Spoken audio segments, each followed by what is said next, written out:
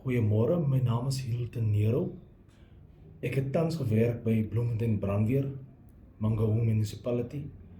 Ek was vir 7 jaar employed en 'n besering aan diens gehad waar ek op mediese disability af was. Sala Pensioenfonds het my vir die afgelope 17 jaar my salaris betaal van 75%. En die probleem het begin April 2024, waar hulle nie my salaris begin betaal het nie. April se salaris het hulle in Mei betaal en Mei se salaris het hulle in June betaal en June se in July en July in August. En van daar af het dit gestop.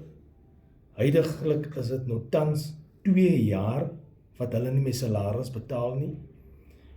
Ek het elke dag, elke week e-mails aan Sala Pensioenfonds gestuur. Geen respons, hulle respons net 1, 2, 3 keer en na dit niksie. En as jy bel, die een verwys jou na die ander een, die ander een verwys jou na die ander een en van daar af dan word jy geblok. Dan kom jy glad nie weer deur nie, niemand beantwoord jou vrae nie. Ek is teen 'n toedeur. Ek staan nou teen 'n muur wat nie kan oopgemaak word nie.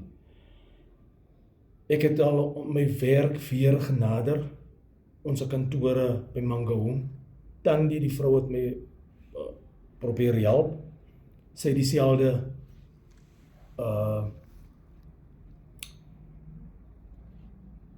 behandeling gekry as wat ek gekry het.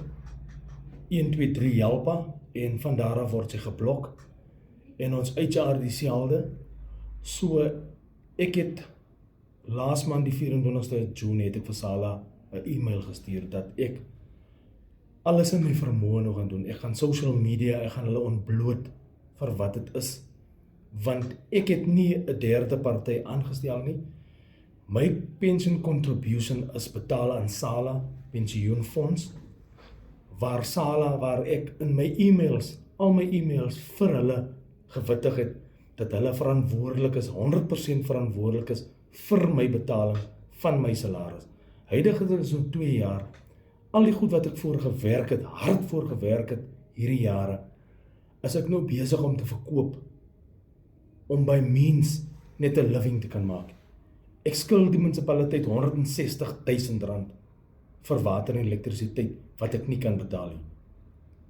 Ek is bang een van die dae kom al van my goed, verkoop van my goed, omrede Sala nie hulle se verantwoordelikheid wil nakom nie. Daar is 'n court order wat in 2024 wat hulle ook nie nakom nie. Hulle het dit blaatant ignoreer. My probleem is net, hoe ver moet 'n mens gaan? Ek is al depressief. Ek behoort aan 'n fietsklub, hy het dit al social cycling club. Ek nie eens weer met die manne nie. Ek gaan ry nie fietsie, ek doen niks nie. Ek bly net in my huis. Vir my is dit 'n bitterpil om te sluk. En ek is mos nie verantwoordelik vir wat gebeur het nie. Ek het gewerk en ek moet my salaris verdien.